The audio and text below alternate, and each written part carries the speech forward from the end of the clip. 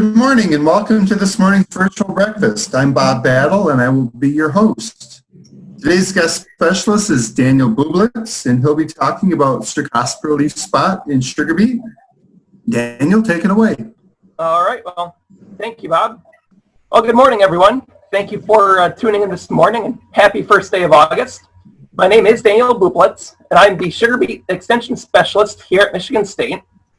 Because I'm new to my job, I was asked to take just a brief moment to give a little introduction about myself.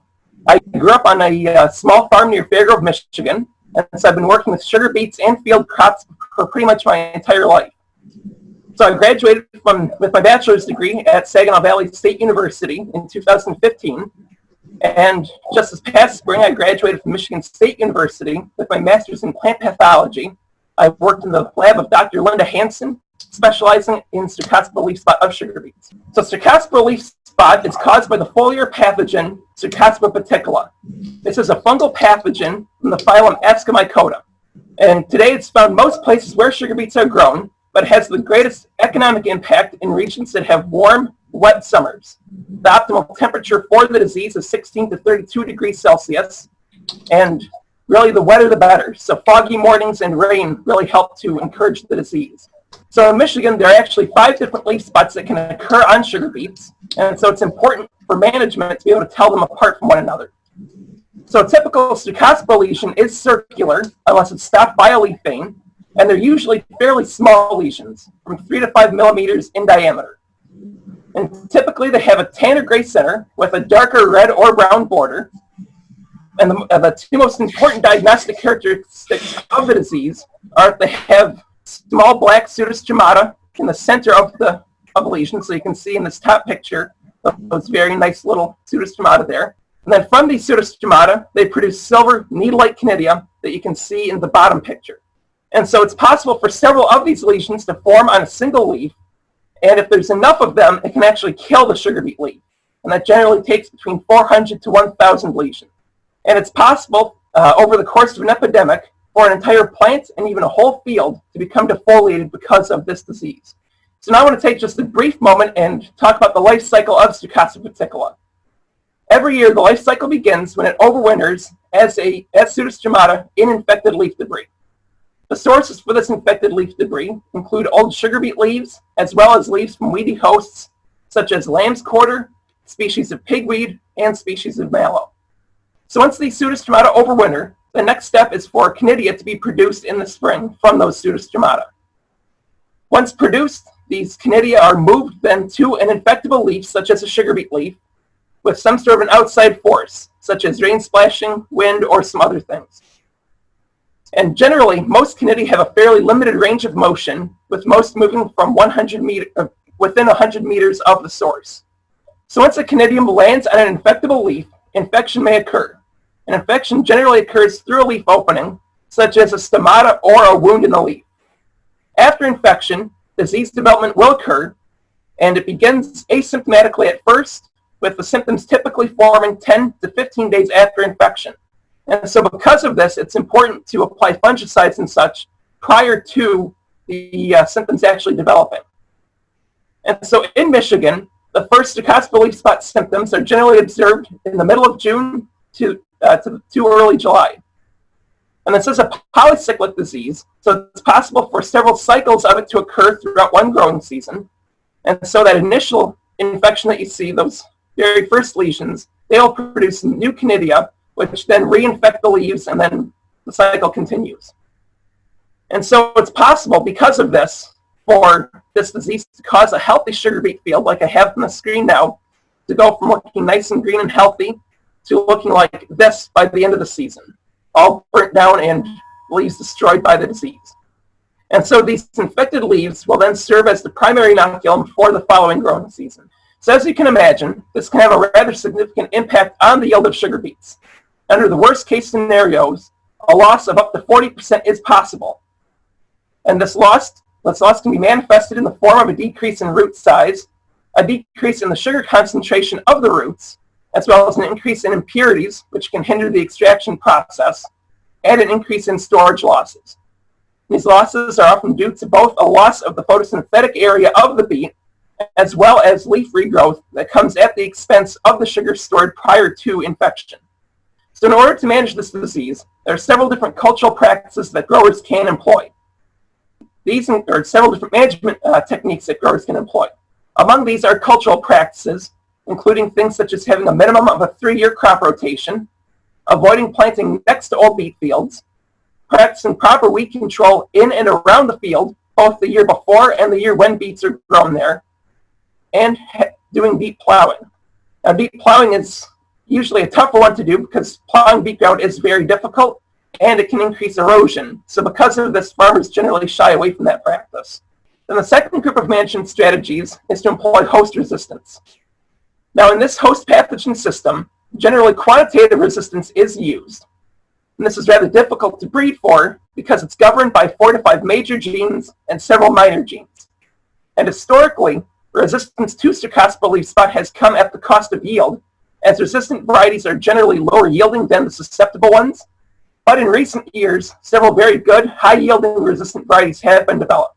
And so, while there are no varieties that are actually immune to Cercospora leaf spot, we do have very good resistance that's available. So in the picture that I have up on the screen, this was taken at the Cercospora leaf spot nursery in Richville. And so this field was actually inoculated with Cercospora in order to encourage the disease and see how the varieties responded. The variety on the left is a susceptible variety, and you can see it's very heavily infected by Cercospora, while the variety on the right is a resistant variety, and there's maybe 1 or 2 spots in there throughout the whole patch. And so the Michigan Sugar Company also has minimum resistance requirements in order for varieties to be approved here, which that has really helped with managing the disease as well. And so the chart that I just put up on the screen now shows all of the approved varieties for the state of Michigan, and it has them separated by their resistance to Cercospora. So the varieties in the top that are in green are the more resistant varieties. The ones in the middle in yellow are moderately susceptible, and the ones on the bottom that are in red are highly susceptible. So the third group of management strategies for Cercospora leaf spot is fungicide applications. In Michigan, there are several different types of fungicides available for Cercospora leaf spot, and these include systemics and translaminar fungicides, such as the triazoles, the strobilurins, and the benzimidazoles, as well as protectants, such as the organotins, EDDCs, and coppers. Now, there's quite a bit of fungicide resistance that has been found here in the state of Michigan. Resistance has been found to the strobilurins, the benzimidazoles, and the triazoles. And there's also resistance to the organotins out in the Red River Valley region of North Dakota and Minnesota. And so this fungicide resistance has decreased the efficacy of this management strategy and has made overall Cercospora leaf spot management more difficult. So in order to improve the efficacy of these fungicides, it's important to have good application technique. This includes having things such as good leaf coverage. And so in order to obtain that, sprayers should be set to apply approximately 20 gallons per acre of the spray solution at 100 psi. Then the timing of fungicide applications is absolutely critical. All the fungicides that we currently have should be applied just before infection occurs, and because of the polycyclic nature of the disease, the first and second spray applications are the most important. Because if you allow the disease to get started and get those initial lesions formed, they will continue to produce canidia, and it can be much more difficult to control after that.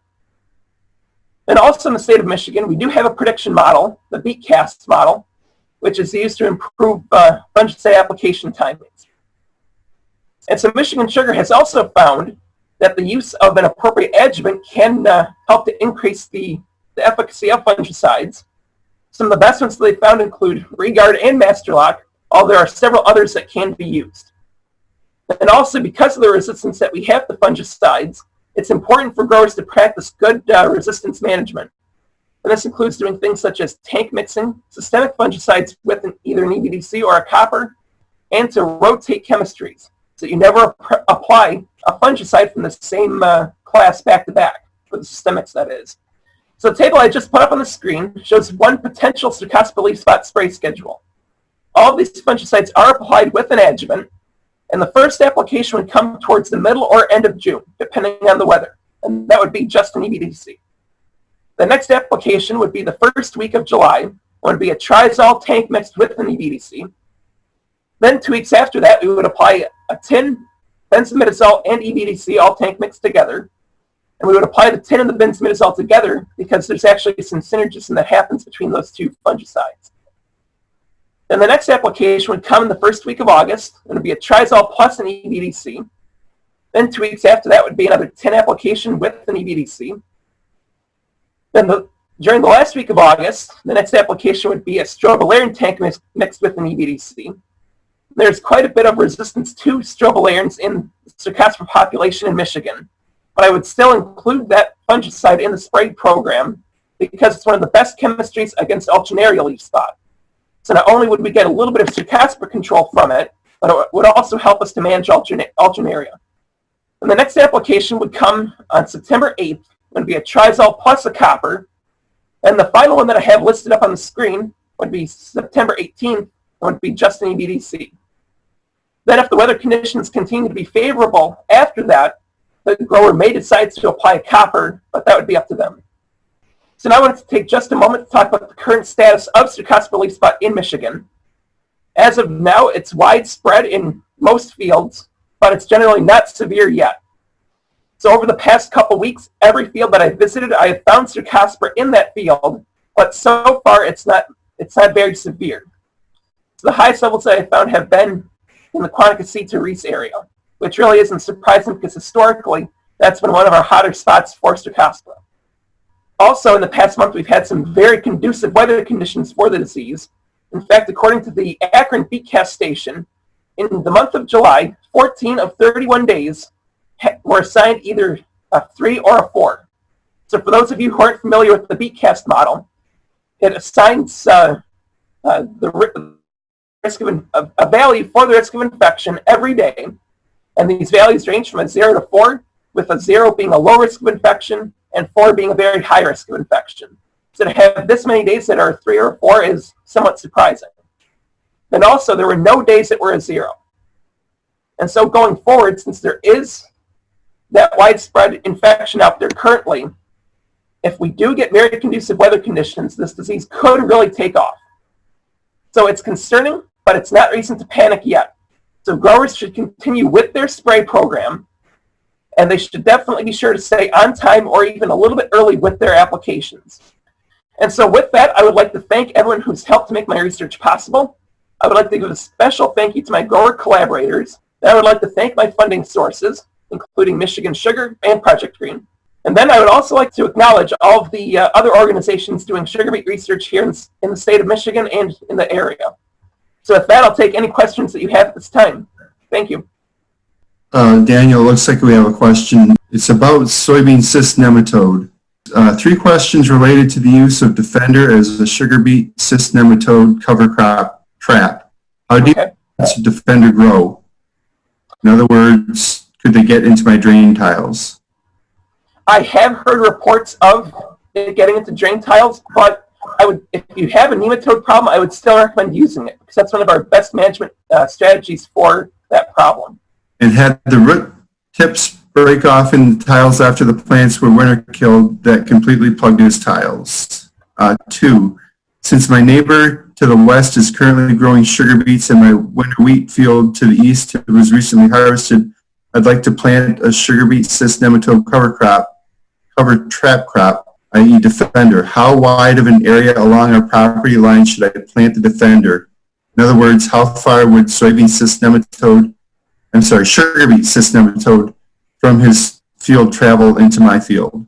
Well, generally they can move with soil particles, so I don't know the exact distance that they can travel, but generally they won't travel themselves to the soil very much, but if you have a windstorm or such, it's possible that they could be moved with soil particles that way. So my recommendation would be, I would put at least 100 feet along the edge, but if you're not going to plant any other cover crop there, I would just plant the whole field to it. Okay, and the third question, how wide should the sugar beet cyst nematode cover crop trap be along a wood edge? So you mean along a wood lot? Yes. So generally, I'm not aware that we see very many sugar beet cyst nematodes come from wood lots, so it wouldn't be as important as planting next to that old beet field. Okay. Thanks, Daniel, for that informative report on Cercospora leaf spot. You're welcome.